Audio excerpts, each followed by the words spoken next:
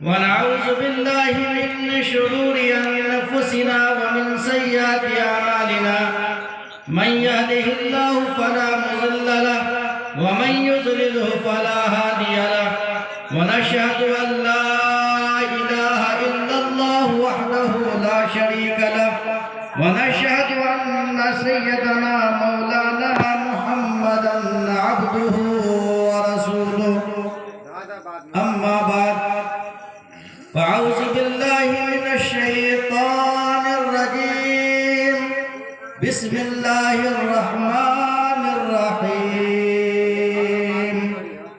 قل إن كنتم تحبون الله فاتبعوني يحببكم الله ويغفر لكم ذنوبكم والله غفور رحيم وقال حبيبنا كريمنا سيدنا مولانا محمد صلى الله عليه وسلم تنكح المرأة لأربعين لمالها ولحسبها ولجمالها ولدينها فاصبر بذات الدين وقال حبيبنا كريمنا سيدنا مولانا محمد صلى الله عليه وسلم اغتنم خمسا قبل خمس شبابك قبل حرمك غناك قبل فقرك فراغك قبل شغلك صحتك قبل سقمك حياتك قبل موتك او كما قال عليه الصلاة والسلام. جب سر میں ہوائے طاق تھی سر سبز شجر امید کا تھا. جب سر میں ہوائے طاق تھی سر سبز شجر امید کا تھا. جب سرسر ہنسیاں چلنے لگی اس پیڑ نے پھلنا چھوڑ دیا. اللہ کی راہ اب بھی ہے کھلی آثار و نشاں سب قائم ہے.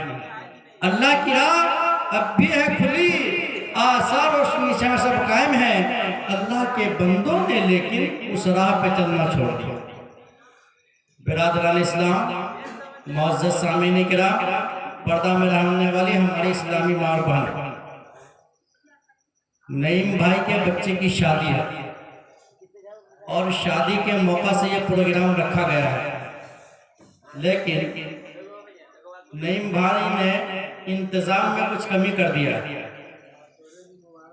مائک کا ساؤنڈ کا انتظام تو 3 دن پہلے سے سنتے ہیں کہ کیا ہے، لائٹ وغیرہ سب کا، لیکن بیٹھنے والے کے لیے انتظام بہت کم کیا ہے. شبنم کا زمانہ ہے، آسمان سے شبنم گر رہی ہے، ٹھنڈ کا زمانہ ہے، اس میں 1-2 گھنٹہ بیٹھنا بہت مشکل ہوتا ہے. اس میں انتظام اچھا ہونا چاہیے تھا. ایک تو یہ ہے کہ دین کی مجلس ہے، پیارے آقا جناب محمد رسول اللہ صلی اللہ علیہ وسلم کی نسبت اس مجلس کی طرف شامل ہے، اور اس میں بیٹھنے والے کے لیے انتظام نہ ہو، یہ سراسر ناانصافی ہے کہ نہیں؟ بہرحال وقت کافی ہو چکا ہے اور انشاءاللہ پروگرام آدھے سے پون گھنٹے میں ختم ہونا ہے. 12 نہیں بجانا ہے. آپ لوگ کا اگر 12 بج گیا تو میرا بھی 12 بج جائے. اس لیے 12 بجے سے پہلے ہی پروگرام ختم ہو جائے تو زیادہ اچھا ہے. بچہ سب جب نعت پڑھ رہا تھا تو ہم کو ایسے ہی لگ رہا تھا کہ ہم قبرستان میں بیٹھے ہوئے ہیں.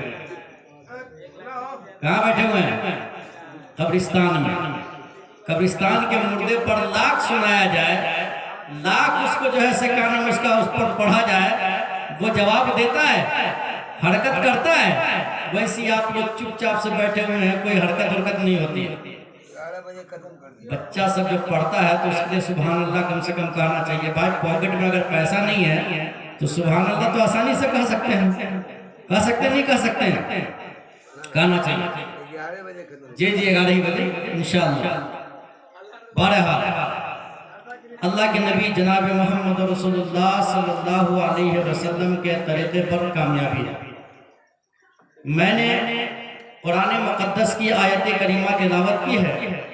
اللہ رب العزت اس مقدس آیت کے اندر ارشاد فرماتے ہیں، قُلْ إِن كُنْتُمْ تُحِبُّونَ اللَّهَ فَاتَّبِعُونِي يُحْبِبْكُمُ اللَّهُ وَيَغْفِرْ لَكُمْ ذُنُوبَكُمْ وَاللَّهُ غَفُورٌ رَحِيمٌ. اے میرے پیارے نبی، اپنے محبوب سے فرما رہے ہیں اللہ رب العزت اے میرے پیارے نبی آپ اپنے ماننے والوں سے اپنی امت سے فرما دیجیے اگر تم اللہ سے محبت کرنا چاہتے ہو تو وہ آپ کی اتباع کرے، جناب محمد رسول اللہ صلی اللہ علیہ وسلم کے حکم کی تعمیل کرے۔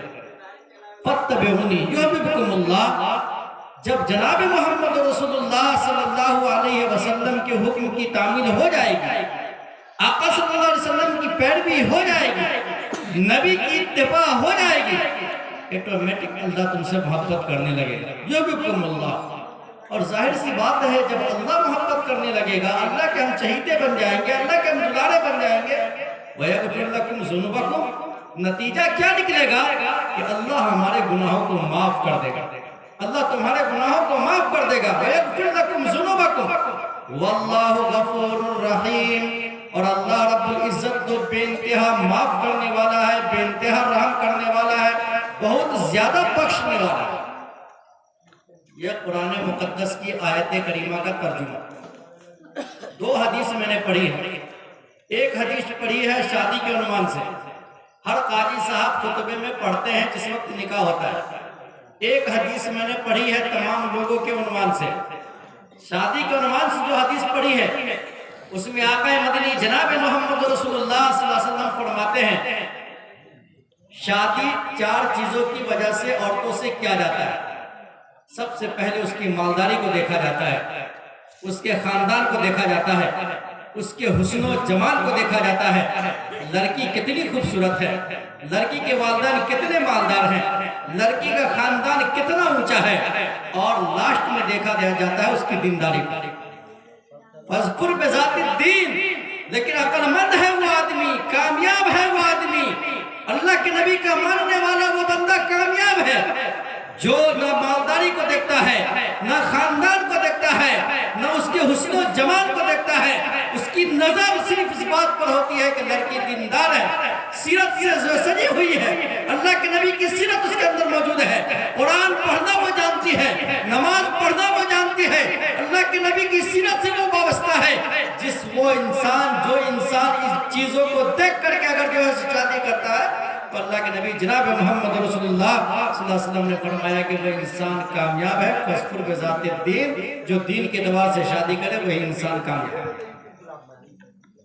ایک لمبی حدیث پڑھی، آقا صلی اللہ علیہ وسلم فرماتے ہیں اغتنم خمسا قبل خمسین، پانچ چیزوں کے آنے سے پہلے پانچ چیزوں کو غنیمت جان۔ ہر انسان پر پانچ چیز آئے گی، اور ظاہر سی بات ہے وہ پانچ چیز کیسے آئے گی، سنیے۔ جب انسان کو اللہ نے جوانی دیا ہے تو بڑھاپا بھی آئے گا کہ نہیں آئے گا؟ آئے گا۔ شاید بعد کوئی ایسا ہوتا ہے جس کو اللہ جوانی میں اٹھا لے، جوانی میں جس کو اللہ بلا لے، تو جب جوانی آئے گی اس کو بڑھاپا بھی آئے گا۔ جس کو اللہ نے صحت دیا ہے اس کو بیماری بھی دے گا کہ نہیں دے گا؟ جس کو اللہ نے مالداری دیا ہے اس کو غریبی بھی دے گا۔ جس کو اللہ نے فراغت دیا ہے، فراغت قبل شغلک، اس کو مشغولیت بھی دے گا۔ جو انسان فارغ ہے، کوئی کام کاج نہیں کرتا ہے، تو کبھی نہ کبھی وہ کام کاج میں مشغول ہوگا کہ نہیں ہوگا؟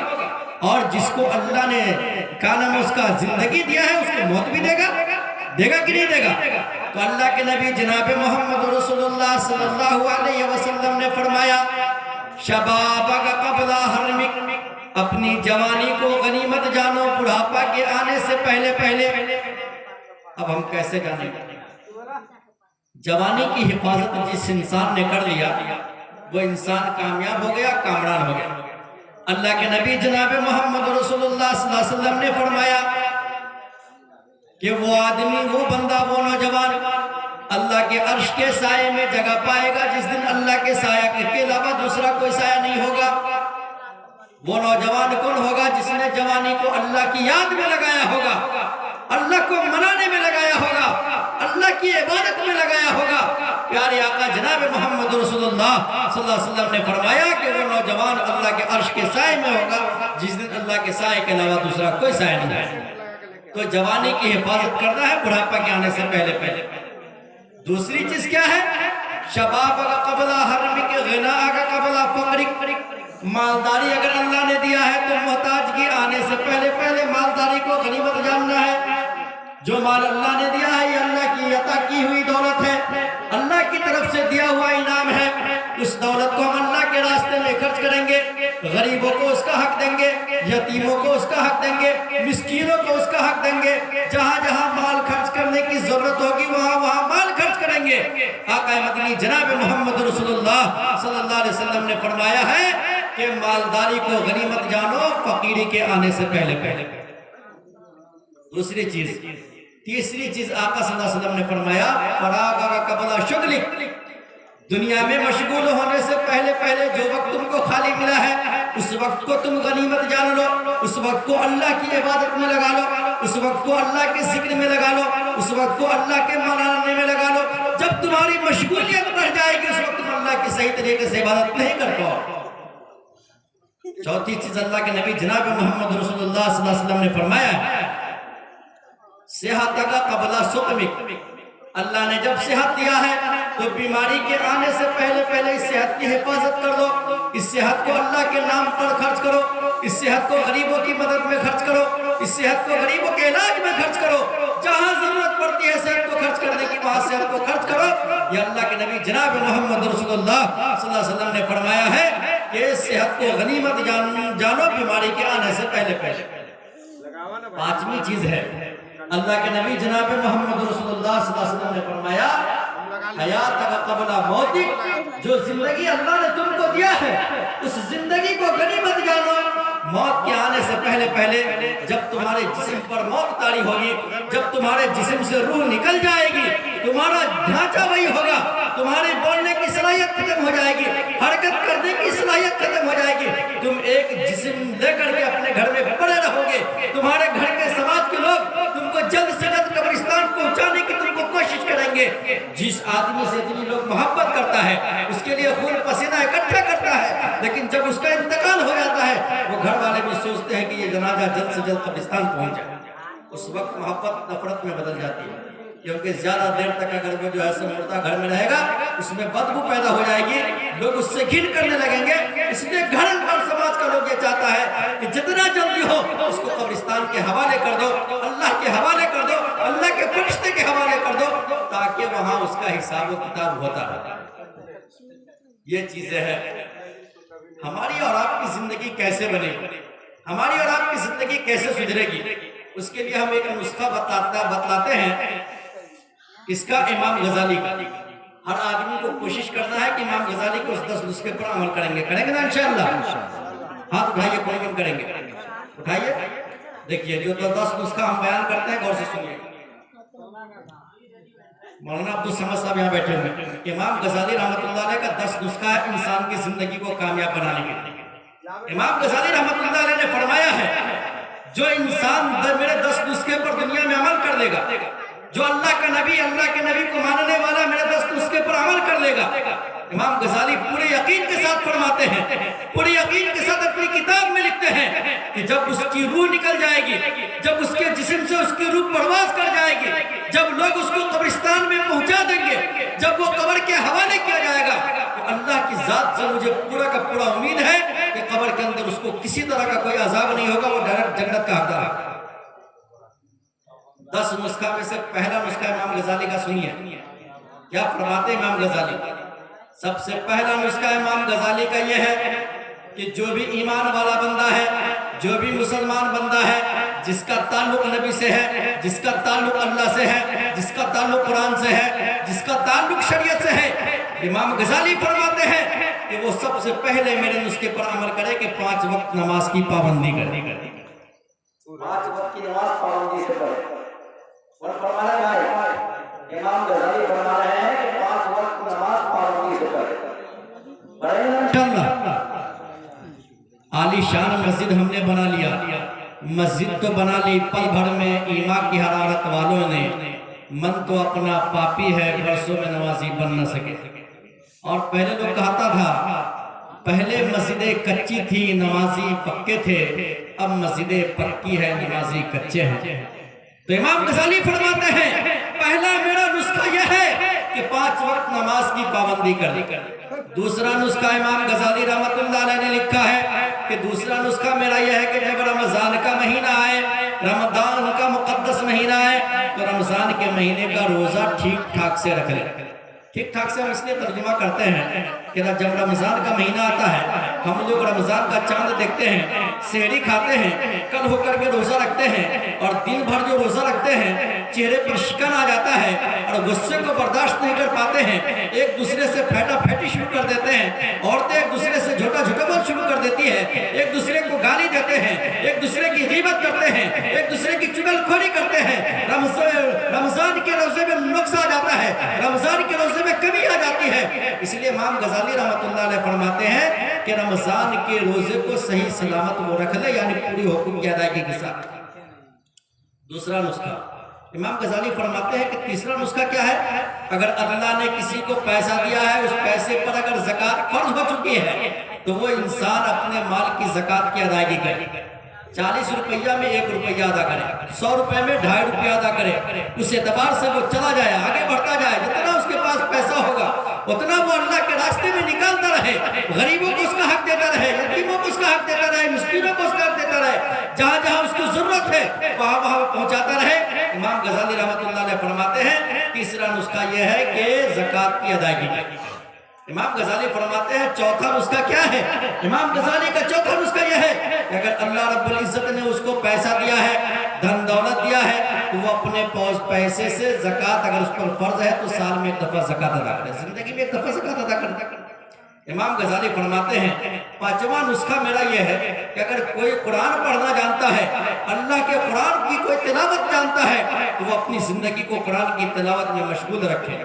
इमाम गजाली फरमाते हैं छठा नुस्खा मेरा यह है कि हर इंसान पर यह चीज जरूरी है, हर इंसान पर यह चीज जो है सकाना उसका जरूरी है कि जहां भी रहे, जिस जगह पर रहे, चले फिर भी, उठे फिर भी, बैठा रहे फिर भी, जिस मजलिस में रहे वो अल्लाह के जिक्र में अपने आप को मशगूल रखे, जिक्र इलाही को करता रहे।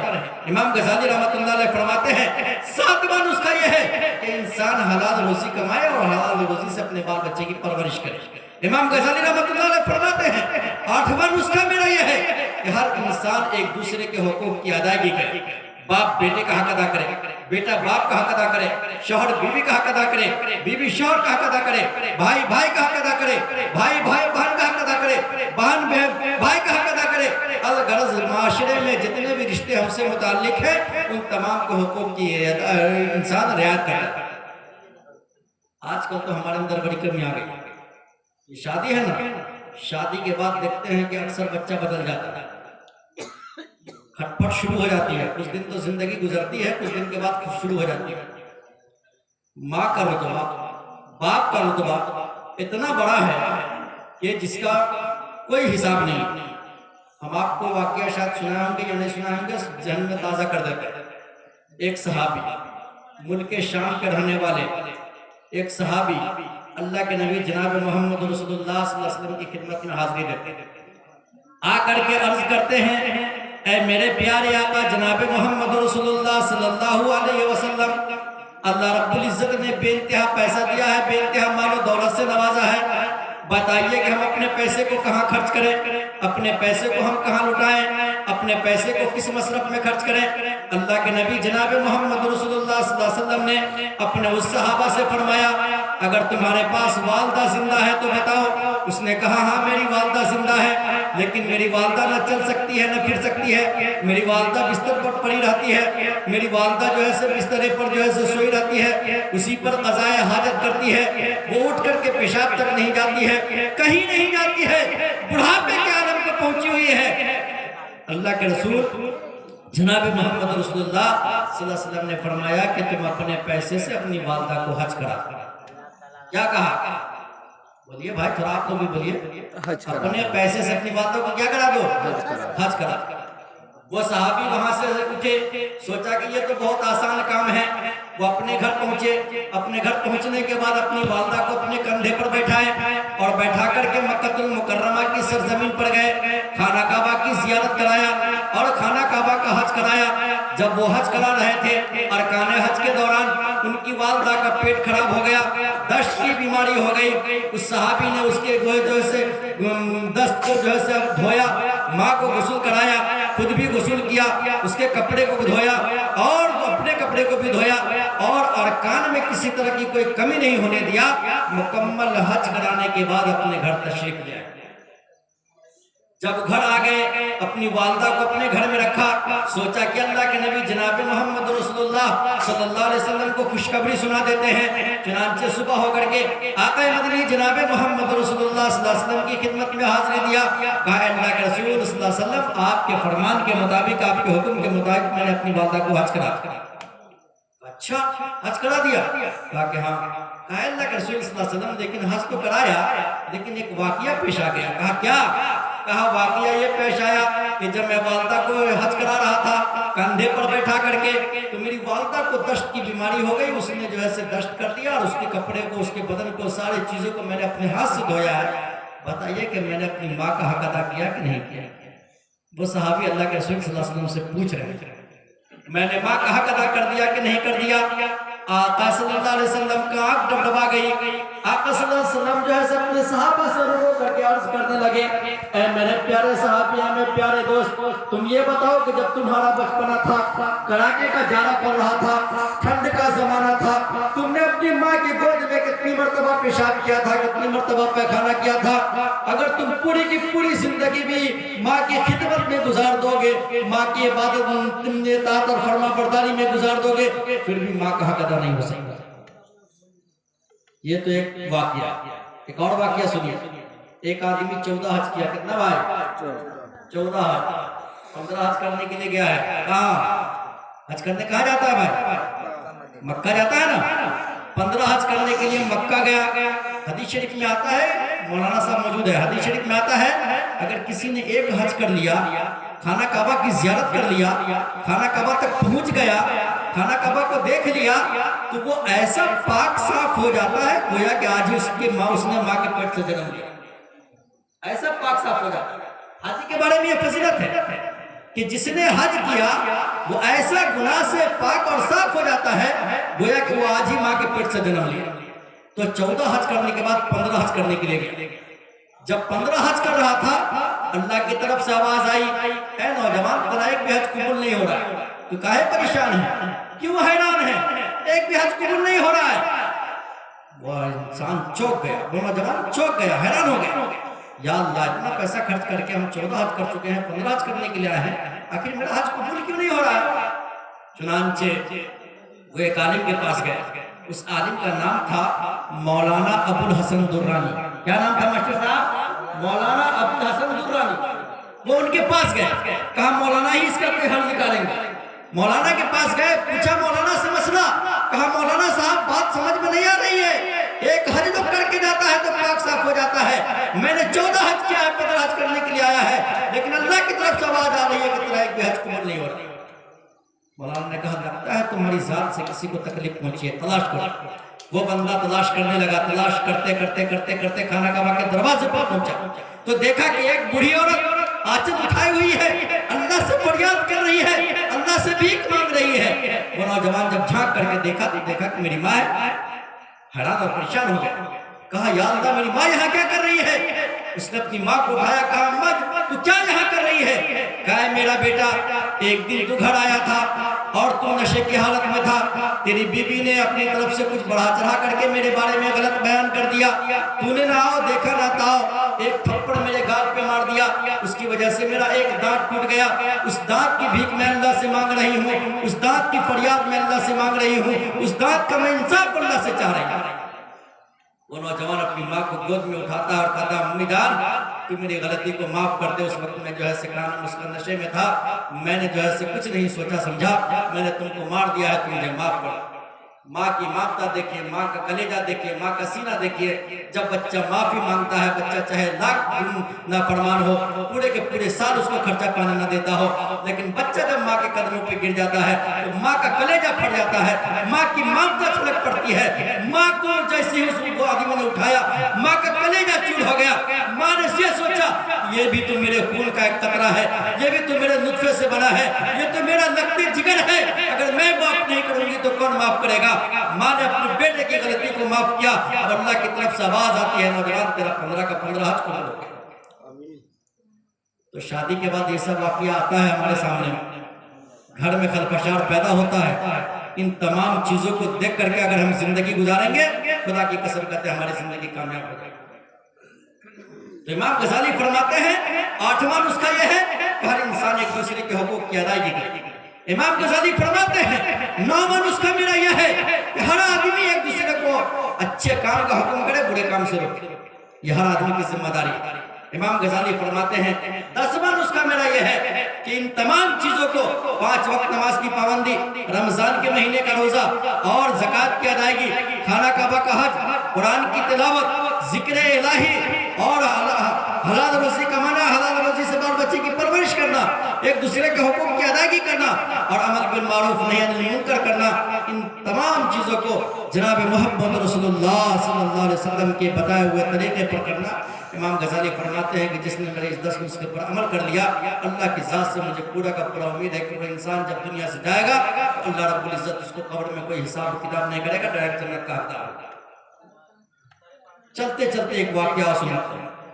ہم لوگوں کو گناہ کرنے کے بعد کبھی اس پر نا امید نہیں ہونا چاہیے، ہونا چاہیے لا تقنطوا من رحمت اللہ، اللہ کی رحمت سے کسی انسان کو جو ہے نا امید نہیں ہونا چاہیے۔ اگر گناہ ہو جائے، خدا نخواستہ ہو جائے، انسان ہے غلطی کرے گا، غلطی انسان سے ہی ہوتی ہے، فوراً اللہ کی طرف متوجہ ہو جائے، اللہ کے دربار میں جھک جائے، اللہ سے معافی مانگ لے، اللہ سے رو رو کر گڑگڑا کر کے اپنے گناہوں سے توبہ کر لے، خدا کی قسم کہتے ہیں اللہ رب العزت فرماتے ہیں کہ میں اس بندے کے گناہ کو معاف کر دوں۔ آپ کو سناتے ہیں حضرت موسیٰ علیہ السلام کے زمانے میں ایک مرتبہ 9 سال تک بارش نہیں ہوئی۔ کتنے سال تک؟ 9 سال تک بارش نہیں ہوئی۔ سارے لوگ، ساری مخلوق پریشان حیران، زمین میں دراریں پڑ گئی، پورا زمین خشک ہو گیا۔ جب بارش نہیں ہوگی تو ہریالی نہیں ہوگی، کھانے پینے کے لیے جانور محتاج ہو گئے، زمین سے کچھ نکلنے کے لیے تیار نہیں ہے، پورا چٹان پھٹ گیا اس میں زمین میں۔ سارے لوگ حضرت موسیٰ علیہ السلام کے پاس دور کر کے آئے، کہا آپ اللہ کے پیغمبر ہیں، آپ اللہ کے نبی ہیں، آپ چلیے اللہ سے دعا کیجئے، اللہ سے بارش برسانے کی فریاد کیجئے، ہم لوگ پریشان ہیں، ساری مخلوق پریشان ہے، آپ دعا فرما دیجئے اللہ رب العزت آسمان سے بارش برسا دے۔ حضرت موسیٰ علیہ السلام نے کہا ٹھیک ہے، چلو سب آدمی چلو، چل کر کے میدان میں چلو، وہاں نماز پڑھتے ہیں، اللہ سے دعا کرتے ہیں اور اللہ سے اپنی بھیک مانگتے ہیں۔ سارے لوگوں کو لے کر کے حضرت موسیٰ علیہ السلام ایک میدان میں گئے۔ جب میدان میں گئے تو نماز پڑھے، نماز پڑھنے کے بعد اللہ سے حضرت موسیٰ علیہ السلام نے دعا کیا، الہ العالمین، اے مولا کریم، واقعی ہم لوگ گناہگار ہیں، میری ساری امت گناہگار ہے، لیکن تیری رحمت بہت زیادہ ہے، تو خالق اور مالک ہے، تو ساری دنیا کو چلاتا ہے، اگر تو آسمان سے بارش نہیں برسائے گا تو پوری کی پوری مخلوق تباہ ہو جائے گی، زمین میں دراریں پھٹ چکی ہے، پانی تیری نعمت ہے، اگر تو پانی نہیں برسائے گا تو ہر انسان تڑپ کر کے بلپ کر کے یہ دنیا چھوڑ کر کے چلا جائے گا، پھر تیری عبادت کون کرے گا، تجھے نام لینے والا کون ہوگا۔ اللہ رب العزت کی طرف سے آواز آئی، اے موسیٰ، یہ جتنے لوگ تمہاری مجلس میں آئے ہیں اس مجلس میں ایک آدمی اتنا پاپی ہے، اتنا بڑا گناہگار ہے، اس کی وجہ سے میں بارش برسانا نہیں چاہتا ہوں، اتنا بڑا گناہگار ہے، دنیا کا کوئی گناہ اسے چھٹا ہوا نہیں ہے، اس کے پاپ کی وجہ سے مجھے شرم آ رہی ہے، اس لیے میری رحمت جو ہے سے رکی ہوئی ہے، وہ انسان جب تک تیری مجلس سے نکلے گا نہیں اس وقت تک بارش میں نہیں برسے گا۔ حضرت موسیٰ علیہ السلام نے اعلان کیا، کہا اے بندے، اے میری امت کے لوگوں سن لو، اللہ کی طرف سے آواز آ رہی ہے، ہمارے لوگوں میں سے کون ایسا آدمی ہے جو اتنا بڑا پاپی ہے، اتنا بڑا نحوست والا ہے کہ جس کے گناہ کی وجہ سے اللہ کو شرم آ رہی ہے، اللہ پانی نہیں برسا رہا ہے، اللہ کی رحمت رکی ہوئی ہے، اس لیے خدا کے واسطے تم یہاں سے اٹھ کر کے چلے جاؤ۔ جب اس گناہگار نے سنا تو حیران اور دنگ رہ گیا، کہا میری وجہ سے بارش رکی ہوئی ہے، ہم اتنے گناہگار ہیں، اتنے بڑے پاپی ہیں، اگر یہاں سے اٹھ کے جاتے ہیں ہر انسان کی نظریں ہماری طرف اٹھے گی، ہر انسان ہم کو ہنسے گا، ہر انسان لعنت اور ملامت کرے گا، میری زندگی تباہ اور برباد ہو جائے گی، سکون سے جینا نصیب نہیں ہوگا۔ اس نے سوچا کہ دل ہی دل میں کیوں نہ اللہ سے اپنا کنیکشن جوڑ لیا جائے، چنانچہ مجلس کے اندر ہی اس نے دل ہی دل میں توبہ کیا اور گناہوں سے باز آ گیا، کہا اللہ رب العزت اگر واقعی میری وجہ سے تو بارش نہیں برسا رہا ہے، تیری نعمت نہیں برس رہی ہے، تو آج اس مجلس کے اندر ہم دل ہی دل میں تجھ سے اپنا رشتہ جوڑتے ہیں، تجھے خدا مانتے ہیں، آج سے ہم گناہوں سے توبہ کرتے ہیں، اللہ رب العزت اگر میری وجہ سے بارش رکی ہوئی ہے تو میری وجہ سے تو اپنی بارش کو برسا دے۔ اتنا کہنا تھا، اللہ کا رشتہ جب اس انسان سے جڑ گیا، اس انسان نے اپنا رشتہ اللہ سے جوڑ لیا، آسمان سے ٹپاٹپ بارش برسنا شروع ہو گئی۔ حضرت موسیٰ علیہ السلام نے کہا اے اللہ رب العزت، ابھی تو میری مجلس میں سے کوئی آدمی اٹھ کر کے نہیں گیا ہے، آپ نے بارش برسانا شروع کر دیا، کیوں بارش برسا دیا؟ آپ نے تو کہا تھا کہ جب تک تمہاری مجلس سے وہ گنہگار نہیں اٹھ کر کے جائے گا اس وقت تک بارش نہیں ہوگی، آپ بارش کیوں برسا دیے ہیں؟ ابھی تو میری مجلس میں سے کوئی نہیں گیا ہے۔ اللہ رب العزت کی طرف سے آواز آتی ہے موسیٰ تو میرا نبی ہے، تو میرا پیغمبر ہے، جس آدمی کی وجہ سے بارش رکی ہوئی تھی اسی آدمی کی وجہ سے میری بارش ہو بھی رہی، اس لیے کہ اس نے اپنا رشتہ مجھ سے جوڑ لیا، دل ہی اس نے توبہ کر لیا، اپنا کنیکشن مجھ سے جوڑ لیا ہے، اس لیے اب میں بارش برسا رہا ہوں۔ حضرت موسیٰ علیہ السلام نے کہا اے اللہ رب العزت، کم سے کم اس انسان کا تو نام بتلا دے، آخر وہ انسان ہے کون جس کو میں جان جاؤں، جس کو میں پہچان جاؤں؟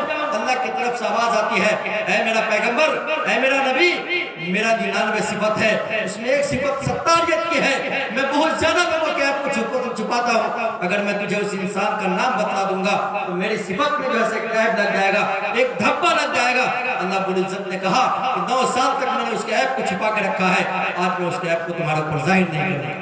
آج ہمارے معاشرے میں کسی مسلمان سے، کسی ماں اور بہنوں سے، کسی ہمارے مسلمان بھائی سے کوئی گناہ ہو جاتا ہے، اسی طرح کی کوئی سرزنش چھوٹ جاتی ہے، آج ہم لوگ ہوٹلوں پر بیٹھ کر کے، چوک چوراہے پر بیٹھ کر کے اس کا ہنسی اڑاتے ہیں، اس کا مذاق اڑاتے ہیں، اس کی عزت سے کھلواڑ کرتے ہیں۔ کیا اللہ کے نبی جناب محمد رسول اللہ صلی اللہ علیہ وسلم کی امت کی یہ پہچان ہے؟ اللہ کے نبی جناب محمد رسول اللہ صلی اللہ علیہ وسلم کی امت کی یہ شان ہے؟ اللہ کے نبی جناب محمد رسول اللہ صلی اللہ علیہ وسلم نے فرمایا ہے کہ جو انسان دنیا میں اپنے کسی مسلمان بھائی کے عیب کو چھپائے گا، کل قیامت میں اللہ رب العزت سارے لوگوں کے سامنے اس کو رسوا نہیں کرے گا، اللہ رب العزت اس کے بھی عیب کو قیامت میں چھپائے گا۔ جس آدمی نے دنیا میں اپنے کسی مسلمان بھائی کی مدد کیا، اللہ رب العزت کل قیامت کے دن سارے لوگوں کے مجمع میں اللہ اس انسان کی مدد کرے گا اور اس کے گناہوں کو معاف کر کے اللہ رب العزت اس کو جنت کا حقدار بنائے گا۔ میرے محترم بزرگوں اور دوستوں، یہ شادی کی محفل ہے، شادی کا جو ہے کیا نام اس کا یہ پروگرام ہے، جس مقصد سے انہوں نے پروگرام کو سجایا ہے اور سوارا ہے، اللہ رب العزت اس کو کامیابی عطا فرمائے۔ اس گھر میں جو بہو آنے والی ہے، اللہ رب العزت اس بہو کو اس گھر کے لیے زینت بنائے، اس گھر کے لیے ملکہ بنائے، اس گھر کو جو ہے کیا نام اس کا سینچنے اور سوارنے والی بنائے۔ میرے محترم بزرگوں اور دوستوں، کیونکہ آج کل کے جو حالات ہیں، آج کل کا جو معاشرہ ہے، آج کل کی جو سوسائٹی ہے، آج کل کے جو ہے کیا نام اس کا جو دنیا کے رسم و رواج ہے، ہم لوگ دیکھتے ہیں، آئے دن دیکھتے ہیں، اخباروں میں پڑھتے ہیں، دارالقضا کا مطالعہ کرتے ہیں، اتنی بگاڑ ہو گئی ہے، اتنی خرابیاں ہو گئی ہیں کہ اللہ کی پناہ ایسے عالم میں صرف ہم کو دعا ہی کرنے کی ضرورت ہے۔ جو بہو ہمارے گھر میں آ رہی ہے، اللہ رب العزت سے دعا کرے اور کوشش بھی کرے کہ جیسے میری بیٹی ہے ویسے اس کی بھی بیٹی ہے، وہ بھی میری ایک بیٹی ہے جس کو ہم بیاہ کر کے لائیں، اور وہ بھی میرے گھر کی ملکہ ہے، میرے گھر میں اس کا بھی حصہ ہے، میرے بیٹے کے جو ہے کیا نام اس کا وہ بہو ہے، اور ہم اس کو اپنی بہو سمجھ کر کے رکھیں۔ اور بہو کا بھی کام ہے گھر میں جتنے ذمہ دار لوگ ہیں سارے لوگوں کو اپنے ذمہ داری کا حق ادا کر کے دکھاویں، انشاءاللہ وہ گھر میں کبھی خلفشار پیدا نہیں ہوگا، گھر میں کبھی انتشار پیدا نہیں ہوگا۔ اور جس بچے کی شادی ہو رہی ہے اس بچے سے بھی میری گزارش ہے کہ اگر کسی طرح کا کوئی اونچ نیچ ہو جائے تو اللہ کے واسطے سارے چیزوں کو ملحوظ رکھتے ہوئے، قرآن اور حدیث کو ملحوظ رکھتے ہوئے، شریعت کو نظر میں رکھتے ہوئے اپنے معاملے کو اپنے گھر میں سلجھانے کی کوشش کرے اور وہ بگاڑ پیدا نہ ہونے پائے۔ اسی میں ہماری کامیابی ہے، گھر کی کامیابی ہے، سارے معاشرے کی کامیابی ہے، اور دنیا میں اللہ رب العزت کے سامنے ہم روئیں گے، گر گرائیں گے، گناہوں سے معافی مانگیں گے تو اللہ رب العزت ہم کو کامیابی عطا فرمائے گا۔